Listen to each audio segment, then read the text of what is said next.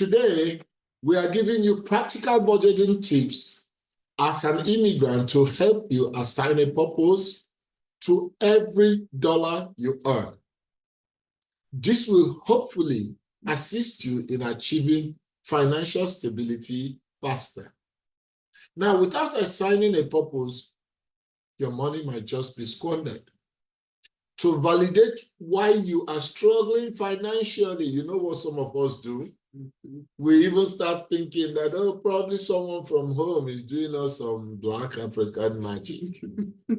In this video, you will learn 4 things: what to include in a budget, how to implement it, what it means to review and adjust a budget to achieve your financial goals, and why people struggle to budget.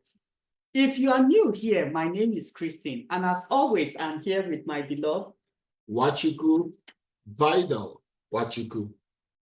Now, a budget is a plan that details how you use your money, how you will use it.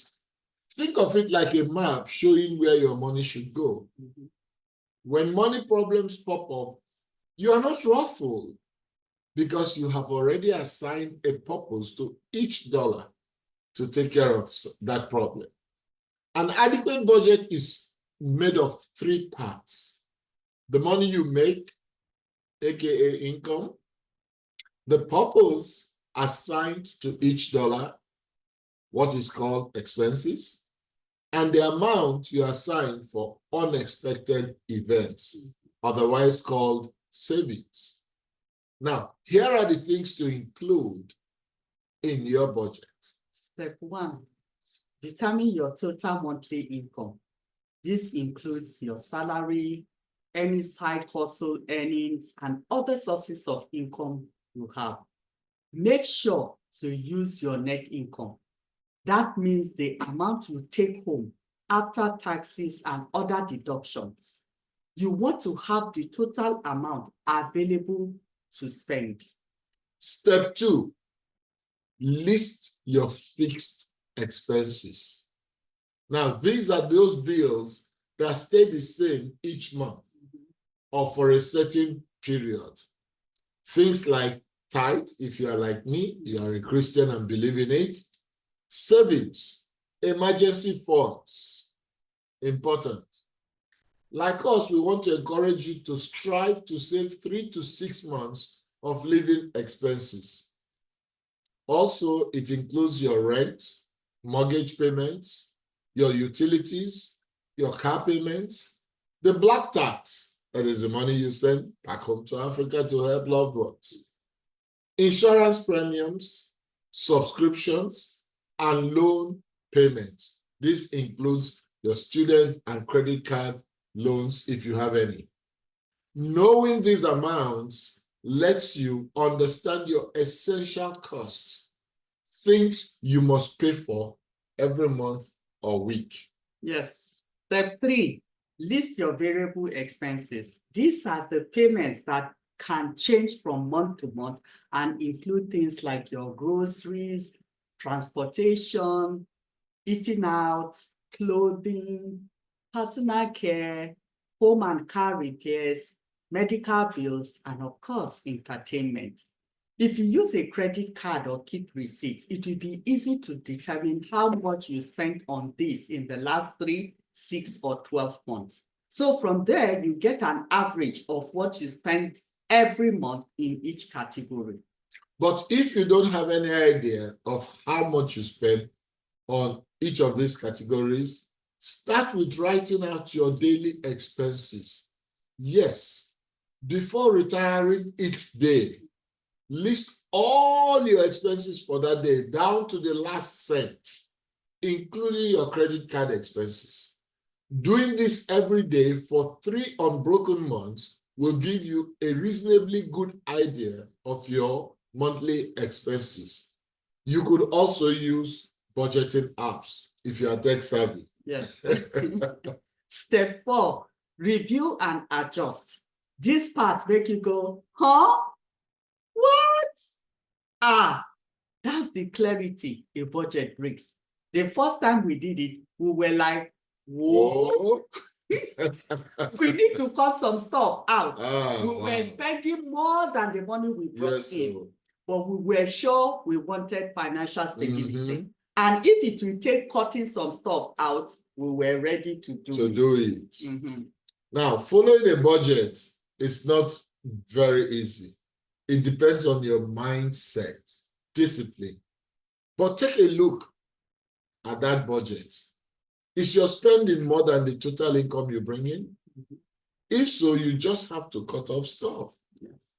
That's the discipline. There's no way around this. Where is most of your money going? You should ask yourself. Are you spending amounts in categories that make no sense or are not immediate benefits to you or important or essential? Are you shocked at how much you paid eating out, for example, last month, or your total subscription payments? Consider taking them off your budget. And if you don't have a savings or emergency funds category, then you have to include it. You cannot have a budget without a savings. Absolutely not. You need that. Now, step 5, implement your budget. When you first make a budget, you may find it easier to implement using the envelope method. What is this? It is especially for things you struggle with. Let's say you decide you want to spend only $100 on eating out this month. Put that $100 in an envelope labeled eating out. Take from it to eat out. And once the envelope is empty, no more eating out until the following month. Do this for all the categories you have under expenses. At the end of your first month implementing your budget, check how you did. Do you need to make further adjustments? Now, for the past 36 years of our marriage, my wife and I have always maintained a common purse. That's what we agreed on from the time we got married. And we found out that being in America makes it even easier to track our expenses as our monies also go to a joint account. It has helped us to be more disciplined and intentional with our expenses. Yes, and it makes us discuss whatever money issues that we have and come to an agreement. But we understand that this might not work for everyone. Yes. So if you are a couple, find out what works best for you. What could work would be to assign a category to each person's income. So that way, it makes it easier to track each category assigned to the other spouse's income. So let's move forward. A good question to ask at this point is, why do most people find it difficult to stick to a budget? Indeed, why do most people find it difficult? Simple. Ignorance. Remember the saying, ignorance is bliss. Unfortunately, many think they have more than they really do. So rather than confront the reality of their situation, they unconsciously prefer to turn a blind eye and pretend that it's not there. Instead of seeing the true power of budgeting, which allows them to choose what they value and plan accordingly, they rather see it as being restrictive. Yes. Ignorance. Yeah. Understanding that a budget shows things you value more and want to prioritize rather than sacrifice is important. You also want to remember that sometimes an unexpected event requires you to spend money. But alas, you may have no money set aside for such an eventuality. Boom! You go into debt to take care of it. And the result? Your budget is messed up. Yes. Now, according to a recent bank rate study, 1 in 5 people in this country, 20%, have saved nothing.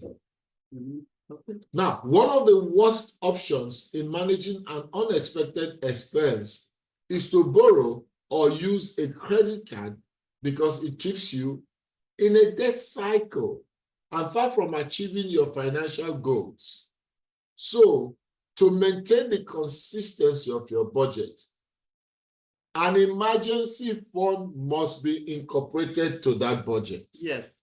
And this should be non-negotiable, because the truth is that whether you plan for emergencies or not, emergencies will always show up. Yes, so life will always happen. Yes. Mm-hmm. So if they are not anticipated and planned for, your carefully curated financial planning will go up in flames. Which, as Christians, we are told the prudent see danger and take refuge, but the simple keep going and pay the penalty. Yes, Proverbs 22:3. Mm. Now, according to a recent survey by Bankrate, only 44% of US adults fall among the prudent who say they would pay an emergency expense of $1,000 or more from their savings. Can you imagine? So majority are Majority not don't have it.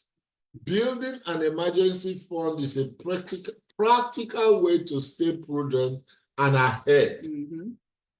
Now, suppose your parent back in Africa falls ill. Your car needs unanticipated repairs. You fall sick, or you unexpectedly lose your job. What happens? You can calmly go into your emergency funds to handle the situation. Exactly. And your budget remains on track. Mm-hmm. We learn from a biblical principle that has helped us to save 10% every month, no matter what. You too could use it. We have our emergency funds in a high-yield savings account, which makes it easily accessible and also earns a return to beat inflation, because it gives us more than 4% every year. Now, to ensure that the funds go into that account without fail, we set up an automatic transfer into that account. But depending on your own circumstance, you would need a minimum of 5 to 10% of your gross income to be set aside for this purpose every month. If you can't afford to do so because your income is very low, it might just mean you need to have an additional source of income. Yep, and maybe cut off some expenses Exactly. that are not necessary. You may also need to get a side hustle that brings in 1,000 or 2 every month. Now, we are doing one, and you can join us. The link is in the description below. So let me ask you, do you have an emergency fund? Mm-hmm. If not, now you know it is important to start one today. Yes, and that's it, folks. Budgeting doesn't have to be complicated. If done correctly, it should feel liberating, because it's just a GPS showing how you plan to spend your money for the month. By following these basic steps, you too can spend your money guilt-free, knowing you have allocated a purpose to each dollar. You have no fear of running out of money before the month ends. You remain in control of your finances and work towards your financial goals and ultimate freedom. Join us next week as we show you more practical ways, including what we learned from a biblical principle to help you save more as an immigrant. Now, if you found this video helpful, give it a thumbs up. Come on, let's do it. Give it a thumbs up and subscribe for more financial tips.